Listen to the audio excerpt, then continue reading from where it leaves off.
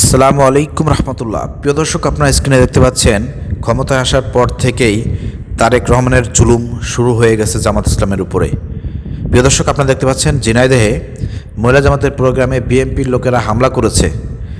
এরপরও প্রিয় দর্শক, জামাতের নামে মামলা দিয়ে জামাত নেতাকে গ্রেপ্তার করেছে র্যাব, এবং এমনভাবে উপস্থাপন করা হচ্ছে মনে হচ্ছে বিশাল বড় কোনো ক্যাডার, কোনো সন্ত্রাসী, বিশাল বড় কোনো আসামি, এমনভাবে তাকে ফটোশ্যুট করা হচ্ছে। আমরা এটা তীব্র নিন্দা এবং প্রতিবাদ জানাচ্ছি এবং বলতে চাই, বিগত দিন ফ্যাসিবাদ আমলেও আমাদের নেতারা অনেক হামলা মামলার শিকার হয়েছে, অনেক মাজলুম ছিল। আবার নতুন করে আপনারা আমাদের নেতাদের উপরে যে জুলুম শুরু করেছেন, এর ফলাফল ভালো হবে না। প্রিয় দর্শক, আপনারা স্ক্রিনে দেখতে পাচ্ছেন যে নারীদের উপর হামলা করতে গিয়ে স্ট্রোক করে মারা যায় এক সন্ত্রাসী দলের মিথ্যা মামলায় ঝিনাইদহে আজ ডক্টর মনোয়ার হোসেনকে গ্রেপ্তার করল র্যাব ৬। মনে হচ্ছে কোনো শীর্ষ সন্ত্রাসীকে গ্রেপ্তার করেছে। তিনি ঝিনাইদহ জেলা জামাতের কর্মপরিষদ সদস্য, কোট চাঁদপুর তালসার জিটি ডিগ্রি কলেজের প্রভাষক ও গান্না ইউনিয়নের চেয়ারম্যান পদপ্রার্থী।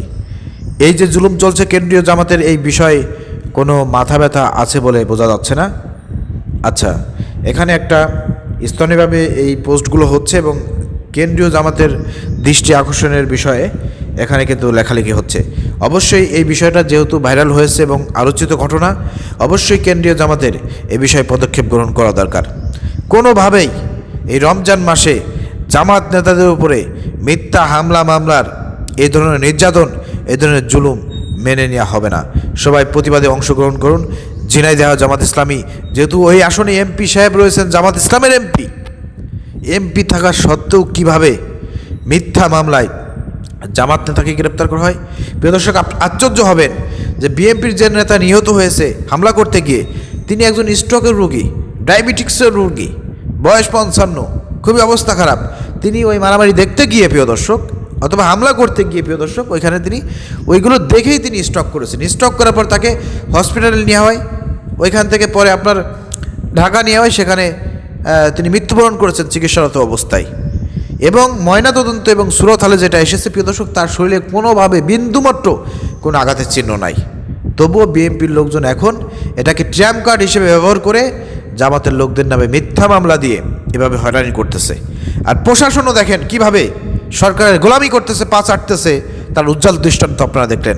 র্যাব প্রশাসন গোপন সংবাদের ভিত্তিতে নাকি আমাদের এই জামাত নেতাকে গ্রেপ্তার করেছে এবং তাকে এমনভাবে উপস্থাপন করতেছে মনে হচ্ছে তিনি বড় কোনো সন্ত্রাসী। আমরা কি সারা জীবন এই মাজলুম থাকবো? দেশের জনগণকে বলতে চাই, আপনারা জেগে উঠুন।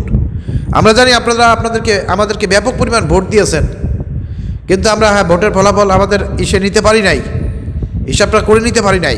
কিন্তু আপনারা হতাশ হবেন না, আপনারা আরও সজাগ দৃষ্টি রাখেন, জামাতকে সহযোগিতা করেন, ভোট দিয়ে আন্দোলন সংগ্রামে সব দিক দিয়ে আপনারা সহযোগিতা করেন, জামাতের সঙ্গে থাকেন। ইনশাল্লাহ যদি এইগুলো চলতে থাকে, এভাবে যদি জুলুম চলতে থাকে, আগামী দিন আপনাদেরকে সঙ্গে নিয়ে হাসিনা পতনের যেভাবে জামাত ইসলামী নেতৃত্ব দিয়ে এদেশে ফ্যাসিবাদ মুক্ত একটি বাংলাদেশ উপহার দিয়েছে, আগামী দিনেও নব্য ফ্যাসিবাদ মুক্ত বাংলাদেশ গড়তে আপনারা জামাত ইসলামের সঙ্গে থাকেন। ইনশাল্লাহ নব্য ফ্যাসিবাদেরও পতন ঘটবে, এটা সময়ের অপেক্ষা। ভিডিও শেয়ার করে সবাইকে প্রতিবাদে অংশগ্রহণ করুন।